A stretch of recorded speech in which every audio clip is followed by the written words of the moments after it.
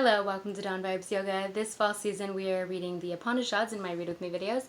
So today I'm just answering a couple quick questions about the Upanishads, and I'll be checking my notes a couple times just so that I can keep this very brief and I don't get too caught up in tangents. The first question we have is, what are the Upanishads?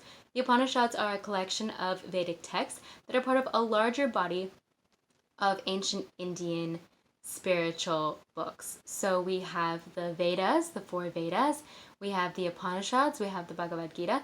There are many different ancient texts that we refer to as Vedic texts. The Upanishads are just a portion of those books. So the next question that we get into is, what does Upanishad mean? So the word Upanishad actually comes from two Sanskrit words, Upani and Shada. I don't know why it took me so long to get that out of my head. Shada. So Upani means to come here or come near, and Shada means to destroy. So come here and destroy, putting them together makes the word Upanishad or Upanishad. So what that means is the purpose of the Upanishads is to destroy illusions that we have and then tell us what the truth is. And the illusions are about reality and basically universal knowledge about the universe, about God, about ourselves. And so they're just basically like, get rid of what you think real things are, whatever you think about yourself, whatever you think about God, and let me tell you what really the knowledge is, what the real stuff is. So basically that's the purpose of the Upanishads, and there are actually 108 Upanishads. However, we are only going to be talking about 14 on my channel. So that's basically the main Upanishads, the ones that are, I'm going to say most important, but I think they're all important. We're just going to talk about the most common ones, essentially. I think that sounds a little bit nicer. The third question is, who wrote them? They are actually authorless, and why they are authorless is because we don't know who came up with them, because they were spoken word before they became written word. They are universal truths that have existed since the universe has existed, essentially. So we haven't always had written language. We used to speak to each other using parables and stories and poems and songs.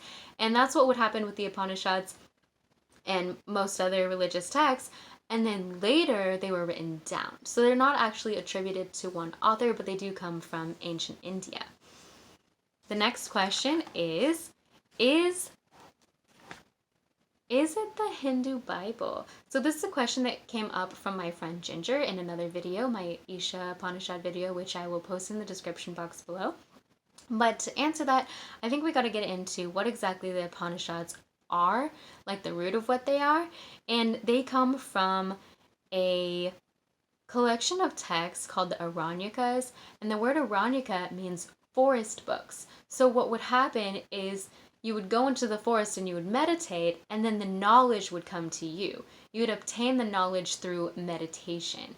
And so that was written down in a poetic form to make it more easily digestible to other people, so you could understand the wonders of this knowledge. And if you think about what the Bible is, there are aspects of the Bible that do that, and there are aspects of the Bible that are historic testimonies. So there are people who, after Jesus Christ died, wrote about their testimonies about his life. So the Upanishads, I would say, are more, in the most basic form, poetry. And there is poetry in the Bible, but I don't think the Bible is poetry.